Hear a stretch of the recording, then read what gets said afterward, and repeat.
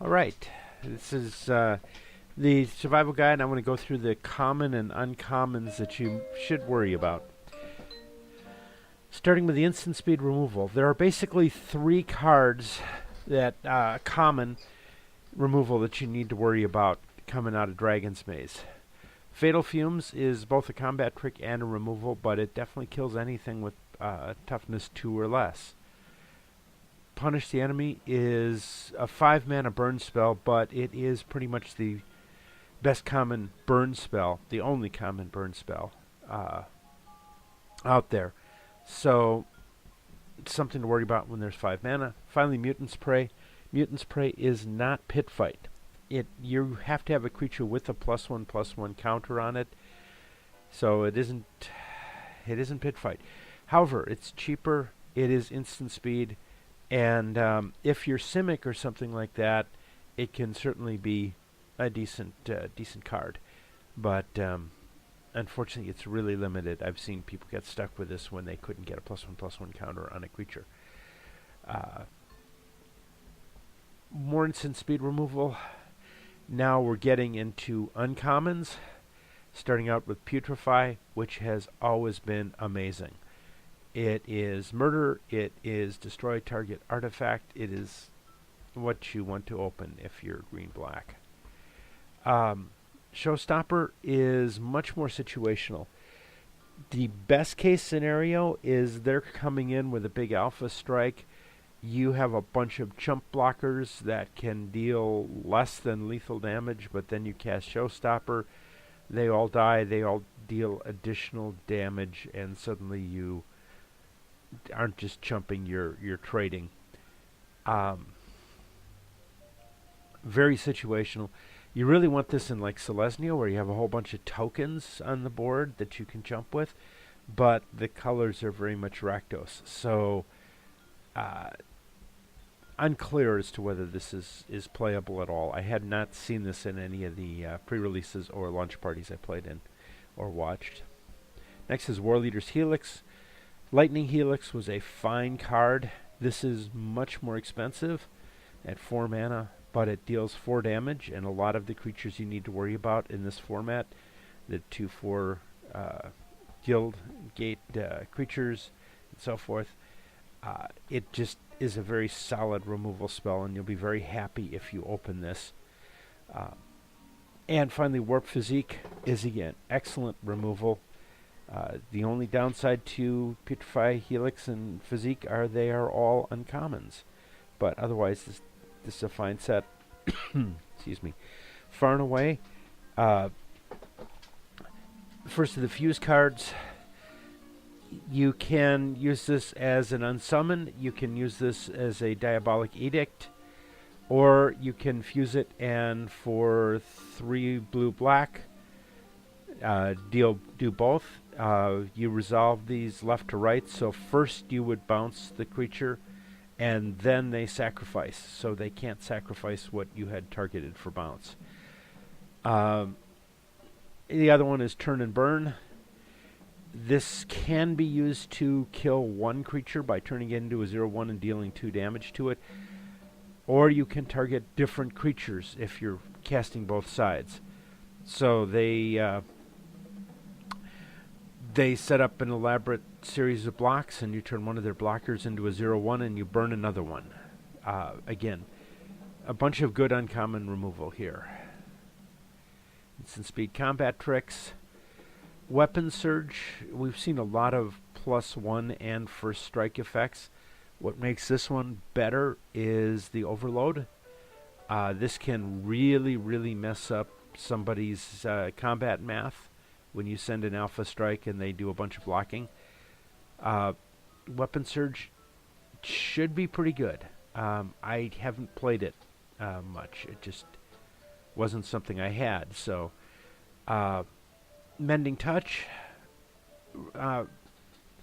We had Regenerate in the past for 1 and a green. This is cheaper, but I have never been a big fan of these. I suppose if you have one amazing creature that your entire game is hanging on, this is a way to keep it around, but man, that's Advent of the Worm is not a common or uncommon, but I threw it in here just because that's what I want to open it if I'm in Selesnya. It basically, you're rumbling over and suddenly a big worm pops up and eats your guy. Just something to think about. Profit and loss, what was it, Zealous Inquisition, was +1, all your creatures get +1/+1, and your opponent's creatures get -1/-1 for white-black. Now it's 3 white-black. I don't know whether this is as useful or not. There's a wide variety of powers and toughnesses in this set. And so I'm not sure how useful this will be. This is something we are going to have to play with a lot more to know. I think it's probably sideboard, because I'm sure if they have populated a bunch of flyers or something like that, this could be very useful. The 1/1 tokens, but again, I don't know that this is main deckable, but possible. And then Protect and Serve is probably the weakest of the split cards that actually affects combat. It's a expensive giant growth or an expensive, in effect, fog 1 creature or combination. It is something to be concerned about if they're playing white-blue, because it is a combat trick, but I don't think it's a very good one. Sorcery Seed removal. Morgue Burst does kill something. It gets back your best creature, and I guess, well, kills something or goes to the head. But 6 mana is a lot. That said, both of the effects are arguably playable. The removal spell is playable. We've played 5 damage for 6 mana removal spells in the past. So Morgue Burst is fine if you're in those colors. Drown in Filth, if you're playing 17 or 18 lands, you're going to tip 1 to 2 lands into your graveyard on average when you cast the first Drown in Filth. So if there's an X1 that you really need to kill, this is probably a way to do it. But I'm not sure that I haven't seen any other ways of getting a lot of lands into your graveyard. There's no Grizzly Salvage or something. It's that widely playable and in limited. I'm just not sold on this card yet. Maybe it's possible. Maybe you can make it work. I wouldn't bet on it. Blast of Genius, on the other hand, is just fine. It is a at worst case scenario, it's draw 3 cards, then discard a land card and deal no damage. But in every other situation, it's going to be better. It's either going to hit them in the head, or it is going to, if not that, then it's going to get them. And I'm quite happy with Blast of Genius. Of the 3, it's the only uncommon. It's the best of the 3 on this page. Combat tricks. Hidden Strings was actually better than I gave it credit for. The guy got it in early. The first casting is basically going to tap 2 blockers, so the guy will get through. And then once it hits, it's either going to give his guys pseudo-vigilance or untap some of his lands. So it's decent. Note that, however, that the creatures do untap normally. This will not stop if you cast it on your turn. It's not going to stop them from attacking with those creatures on their turn. Excuse me. Offer the Guilds is a bad falter, but it does exist, so you may want to worry about that. That said, it only affects monocolored creatures, and there are plenty of gold creatures in the block, which in the format, which can still block. Phytoburst for Dragon's Maze, and this is mainly an issue at the pre-release, more so than the others, where you're getting much more Dragon's Maze and less of the others. In Dragon's Maze, the giant growth effect is a sorcery. It's very big, but it is a sorcery. So you don't need to play around it as much. When we get to normal to return to Gate Crash 2 Dragon's Maze sealed, there will be a lot more giant growth effects kicking around, which you'll have to worry about. And of course, if they're attacking, you also have to worry about Bloodlust. Give and take. Again, worst case scenario, there's nothing else out there, and you put 3 counters on a creature and then pull them off immediately, and you've basically spent 6 mana to draw 3 cards.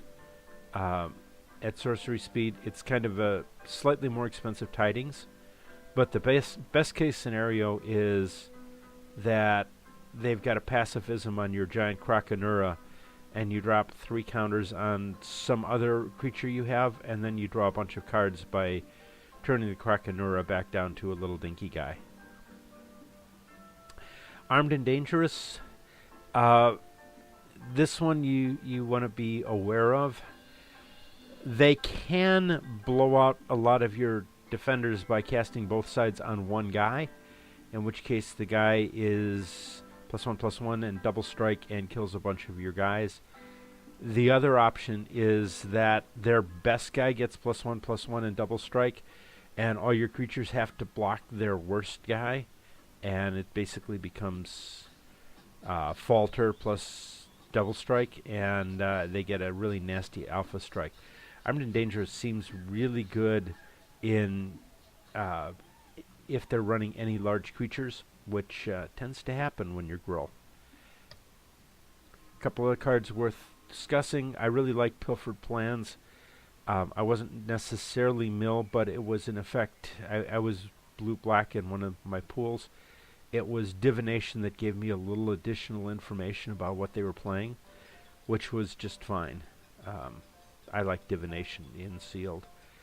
Wake the Reflections. I didn't play against or play anybody who was Selesnya, but I really question whether Populate by itself is enough to justify a whole card. And Restore the Peace. This is a bad Aetherize. Aetherize, if I'm remembering the right card, is bounce all attacking creatures, and then the player gets to recast them, and in effect they don't deal any damage, but they get Vigilance. Restore the Peace doesn't even fog. It returns creatures that have dealt damage. I had this played against me, and I didn't have any trouble winning that match. I guess if your opponent has a bunch of enchantments or something you need to knock off and have no other way. But that's about it. I just want to mention Fuse one more time. You can cast either half. You can cast Alive for 3 green and you get a Centaur. You can cast Well for white and you gain 2 life for each creature you control, kind of half a Congregate. Or you can cast Alive and Well fused, in which case you pay 3 G white, and then it resolves left to right. So first you put the green Centaur token into play, then you gain life. So you are going to gain 2 life for the Centaur token. So that's basically it. Hopefully this was helpful.